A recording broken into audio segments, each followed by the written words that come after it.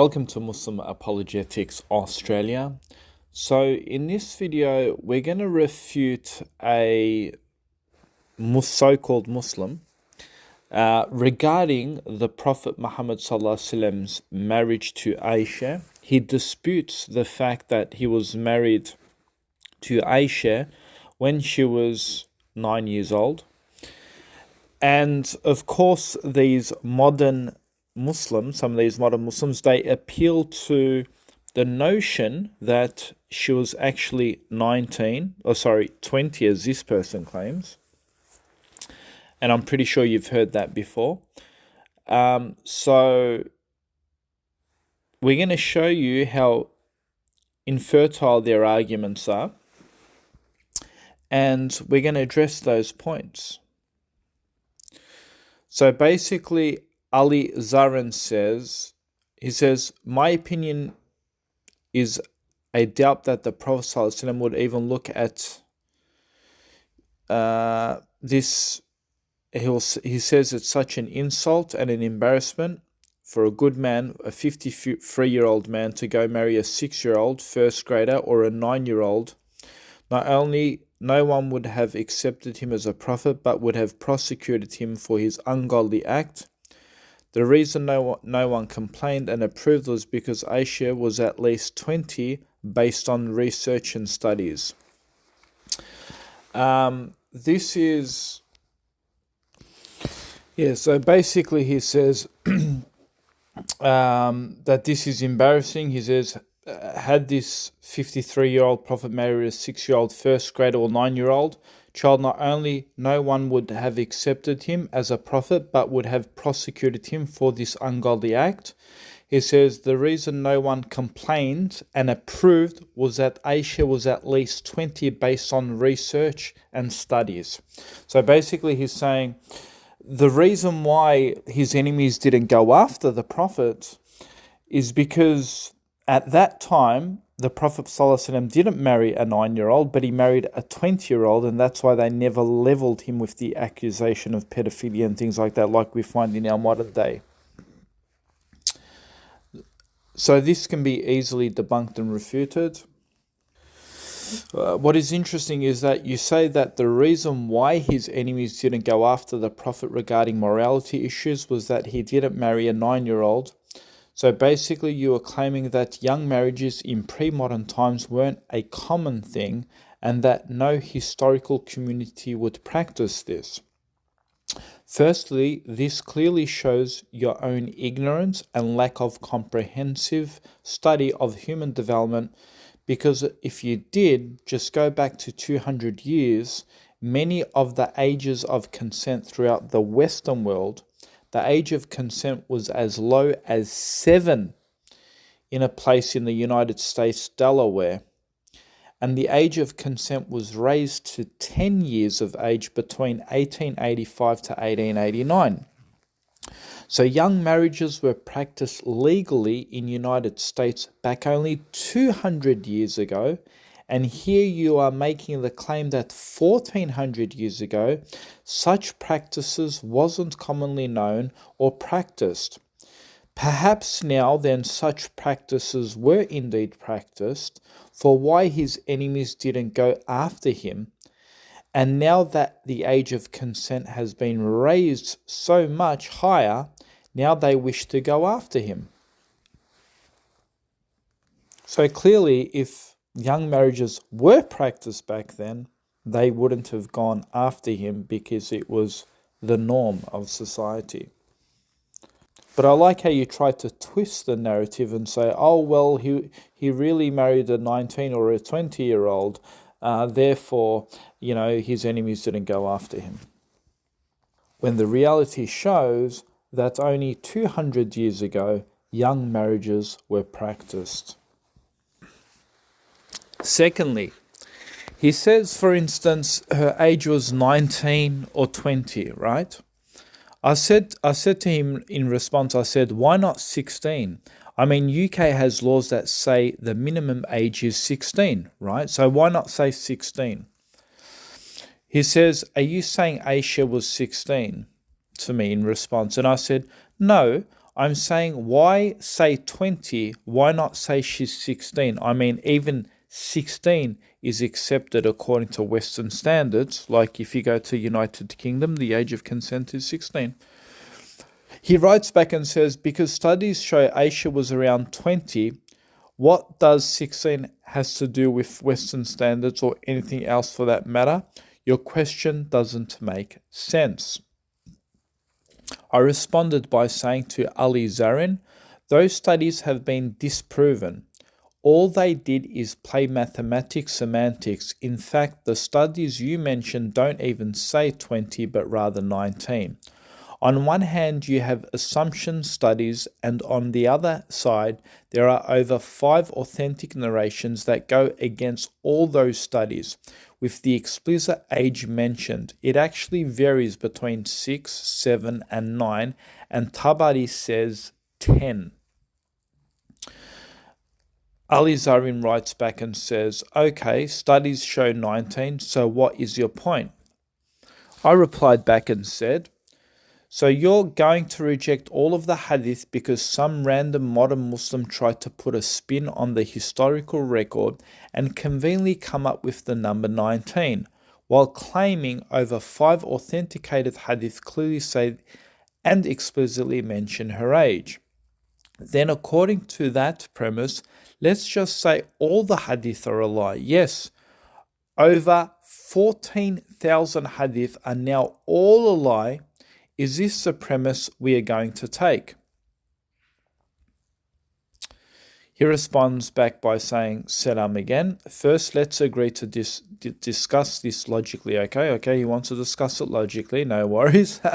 He says, now where did I give you any indication that I was taking that kind of premise? He says, in other words, where did you get the idea that anyone is rejecting all of the hadith? He then says, so let's digress on this false assumption and let's focus on issues logically. He says, first question, can you present he said, she hearsay claim written almost 3 centuries later without any evidence in today's court or law or court of a public opinion and win? And I do the same, present my case with research and studies which suggest she was 19 as you acknowledged, with hadith of her sister, with logic, explanation to show it was impossible for a 53-year-old beloved prophet to be a whatever, marry a 6-year-old first grade and destroy his disgusting light. Quran 68 verse 4. What do you think will win Mr. Case, Mrs. Shaheen? Okay, so he's made a few allegations here. He's kind of like I'm gonna rip this guy apart now, right? Because he really dug a deep hole for himself. Because remember, he's first saying that she's 19. She's not 6, 7, 8, 9, or 10. She's 19, and he's obviously using the hadith, right? But then in his claim here, he says, why should we use in the court of law hadith written 3 centuries later? Notice here, he says 3 centuries later. So my response, have a listen. I said, why not reject all of the hadith? I said to him, why not reject all of the hadith if you're going to reject authenticated hadith anyway? And you want to talk about logic. Excuse me. Where did you hear the hadith of hearsay come 3 centuries later? Send us the evidence that the hadith sahih books are dated 3 centuries after the Prophet. Oh, and she wasn't 6, but the consummation was at 9, even closer to 10 as Tabari states. But I find it fascinating how you chose to go with 6 to give us the shock effect. It's the same method Islamophobes use when criticizing Islam, when clearly the hadith says that consummation only occurred after 9. And you're only appealing to studies that suggest she's 19 because that's just your convenience, because you have no other way of explaining the hadith and her age. The funny thing is, and here is a point, folks. The funny thing is, you use hadith to prove she's 19, but then dismiss hadith that proves she's much lower. So it seems it's cherry picking at best. The only way it will make sense if you altogether reject all the hadith and just say it's all fabricated and it's all hearsay, that would be a much fairer stance than to pick and choose what hadiths to pick based not on isnad, but rather what agrees with your own faculty. That's really hypocritical. If we are going to go by your own premise, then one can reject any hadith based on his own opinion. Is that how we really want to validate truth or falsehood? Imagine I picked up any claimed saying of the Prophet and said, this is invalid because I don't agree with it. Is this the slippery slope you want to go towards? Now he tries to come back with proof, right? Because I asked him, where is the evidence? Where is the dated, documented evidence that the hadiths came 200 years later? He says, quote, and this is what they all quote, he says, Bukhari lived 200 years after the Prophet. So did my comment bother you? Is this why you tried to avoid my comment? Because plus Quran 68:4 destroys clown Bukhari, calls Bukhari a clown. He says, clown Bukhari lies. Would you like to move on and stop embarrassing and I suggest that you do that? I responded by saying, this clearly proves you have no idea what you are talking about. You said Bukhari lived 200 years after the Prophet. But wait, earlier you said 300 years. Notice you're just making it up as you go, just like how you got to age 20 wrong when the study says 19. I mean, I can understand 1 year difference, but how did you get the century discrepancy wrong? Now, going back to the claim he lived 200 years after the Prophet, are you aware that Bukhari didn't write the hadith, rather he collected what was already written down or memorized, and so he would collect all of the hadith, meaning all other hadith from the descendants of the companions of the Prophet. So there is no such thing as hadith being first written 200 years later. Rather, what was compiled was pre-existing hadith.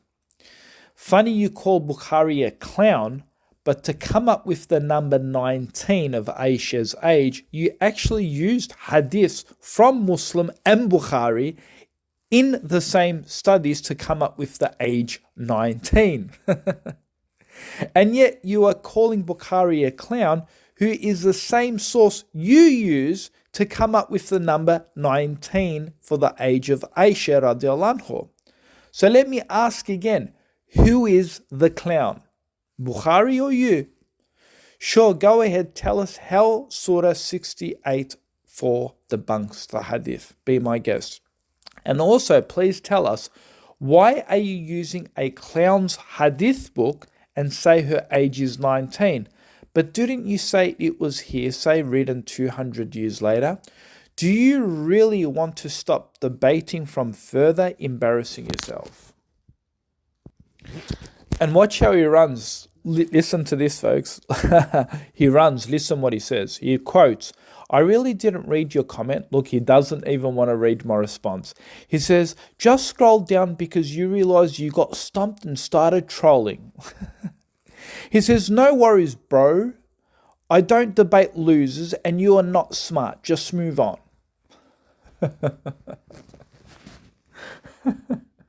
So what did he do? He basically deleted the whole thread. But I posted the comment anyway because I want to put this up on video to humiliate these liars. I wrote back and I said, you have been refuted. And I've demonstrated the hypocrisy in your own narrative of selectively picking and choosing what you wish to follow. And then you conveniently rejected Bukhari despite using his hadith to prove she's 19 or 20. And then you started accusing me of being smart when you stumbled all over the place?